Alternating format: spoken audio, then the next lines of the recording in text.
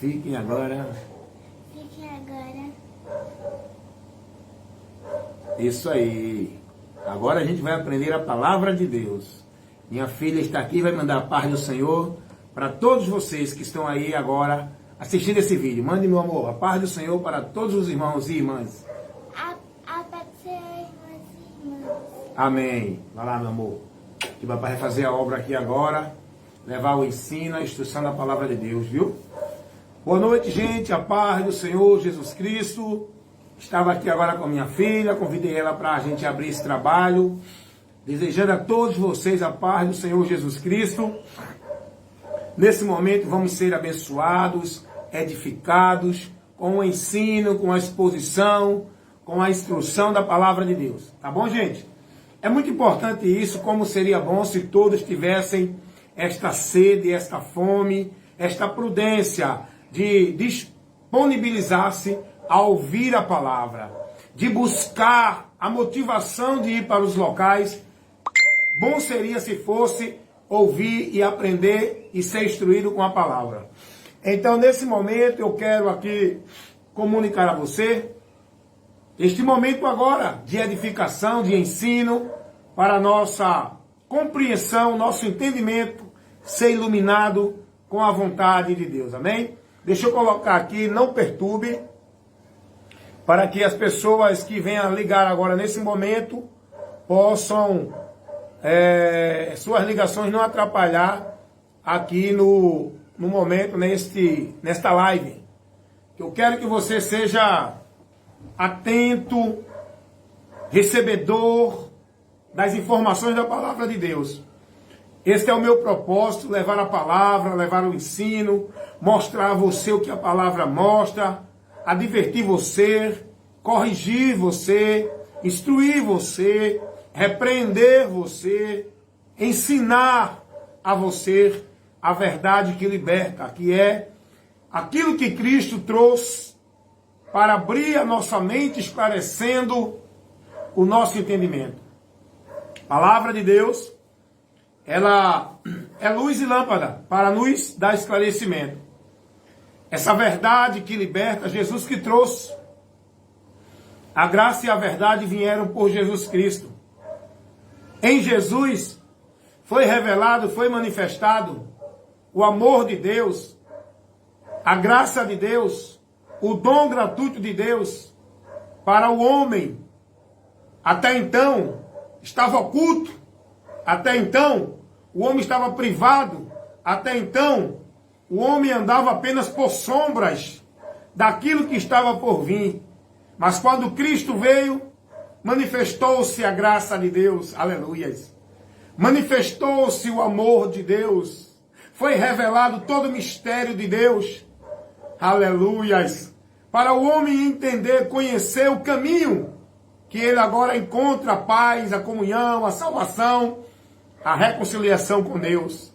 Jesus é a manifestação do amor, da graça, da misericórdia de Deus. Jesus é o mistério de Deus revelado que estava oculto para a humanidade. Em Jesus, nós somos esclarecidos com a verdade. A verdade que nos leva a Deus. Até então, os homens estavam perdidos em trevas neste mundo, sem paz, sem Deus e sem salvação. As pessoas que estavam no Velho Testamento, elas estavam guardadas em Deus na promessa do Messias, na promessa do libertador, na promessa daquele que vinha para vencer Satanás. Aqueles que morreram no Velho Testamento convicto, convertido a Deus, dentro dessa promessa, não viram a promessa manifestar, como diz lá em Hebreus 11, mas não perderam a promessa, aleluias. Foram salvos pela promessa que foi prometido. E agora nós somos salvos pela promessa que foi revelada. Jesus é a promessa de Deus revelada. Jesus foi a promessa prometida para os homens que estavam na velha aliança. Tanto os da velha aliança como os da nova, encontra esta tão grande salvação de Deus por meio de Cristo, que foi anunciado na queda do homem. Aleluias. Glórias a Deus por Jesus. Bendito seja o Deus e Pai de nosso Senhor Jesus Cristo, que já nos deu a vitória. Por Ele, Jesus, é a nossa maior vitória. Essa vitória não é uma vitória de alguma conquista material neste mundo. Esta vitória não é uma vitória vã, efêmera, temporal neste mundo. Esta vitória é uma vitória eterna sobre a morte, o pecado e o inferno. Aleluias, aleluia, aleluia, aleluias, glória a Deus. Bendito seja o nome de nosso Senhor Jesus Cristo. Demos glórias a Deus por Jesus. Por Ele temos a porta aberta. Por Ele temos um caminho estabelecido para nos desviar do inferno. Por Ele, aleluias, temos a luz para nos tirar da escuridão. Por Ele, Jesus, temos a esperança pela qual o homem estava vivendo no desespero, perdido, indo para a condenação. Por Jesus, temos a justificação, o perdão e a reconciliação com Deus o Pai, pelo qual o homem estava julgado, condenado, indo a juízo, sendo alvo da ira de Deus. Mas em Jesus somos livres da ira de Deus. Olha o que disse o apóstolo Paulo sobre esse assunto que eu estou falando, lá na sua primeira carta aos Tessalonicenses, no capítulo 1, no versículo 10. Aprenda a Bíblia, você precisa conhecer a Bíblia para ter a tua fé, confiança e esperança em Deus dentro daquilo que a palavra diz. Não dentro daquilo que os homens propagam, faz comercial dentro das igrejas. Você tem que estar firmando a tua fé, tua confiança, tua fé, tua esperança em Deus, dentro daquilo que está escrito, revelado na palavra. Dentro daquilo que foi trazido pelo Evangelho, a doutrina de Cristo. Amém? Olha o que Paulo vai dizer aos irmãos, escrevendo a sua primeira carta aos Tessalonicenses. No capítulo 1, no versículo 10, o apóstolo Paulo vai dizer assim: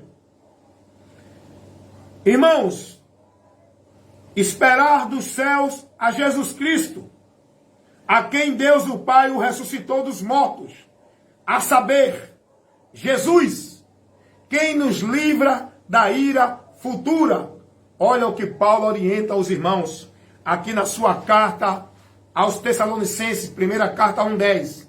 Paulo diz: meus irmãos, esperem Jesus Cristo dos céus, aquele que Deus o Pai o ressuscitou dentre os mortos. Escuta uma coisa, vamos aprender um detalhe aqui nesse texto.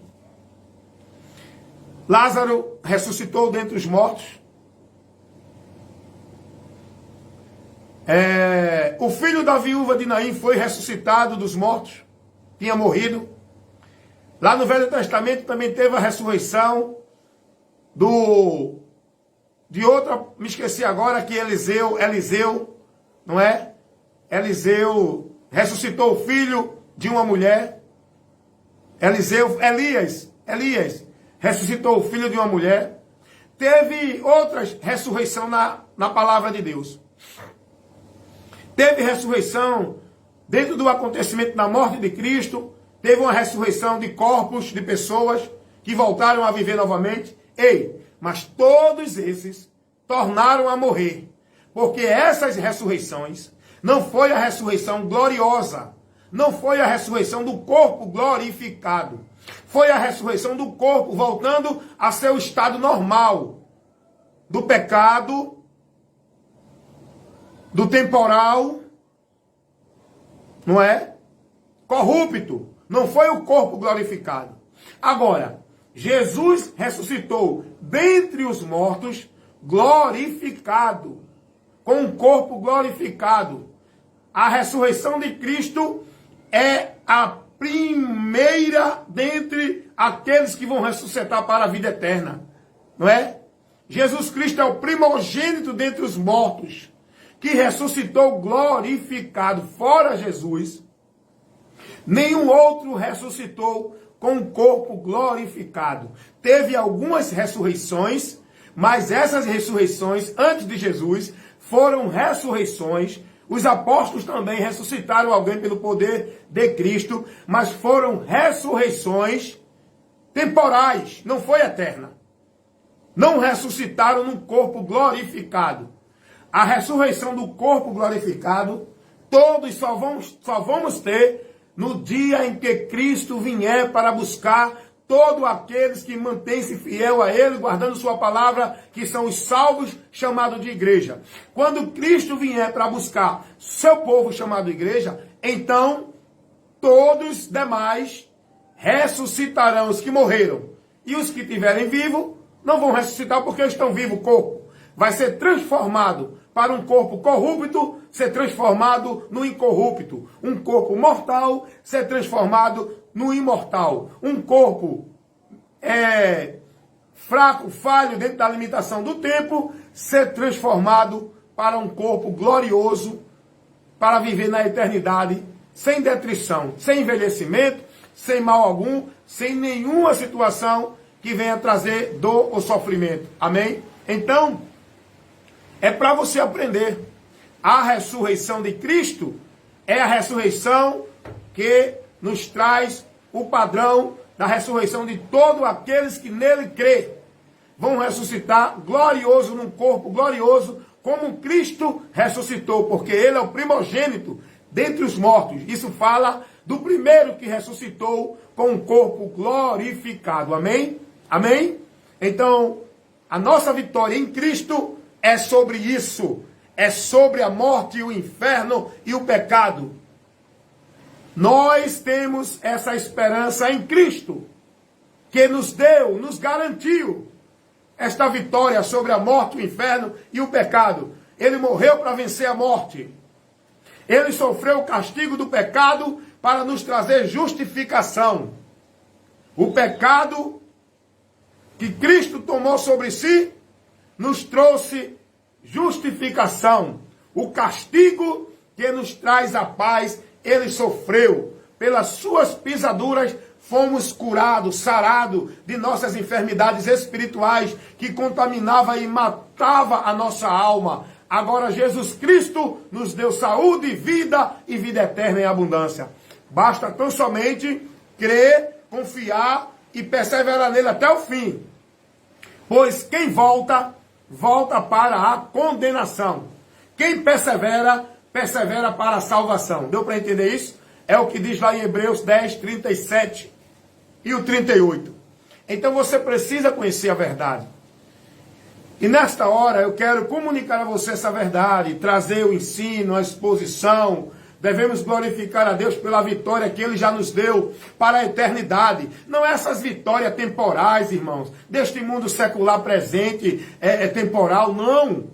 Tem muita gente que está com a sua visão, buscando a Deus, se sacrificando, vivendo ritual, sacrifício de tolo, buscando ser devoto, praticante, obediente a sistema, a norma religiosa, por uma promessa de bênção, de vitória aqui na terra, que Jesus não fez.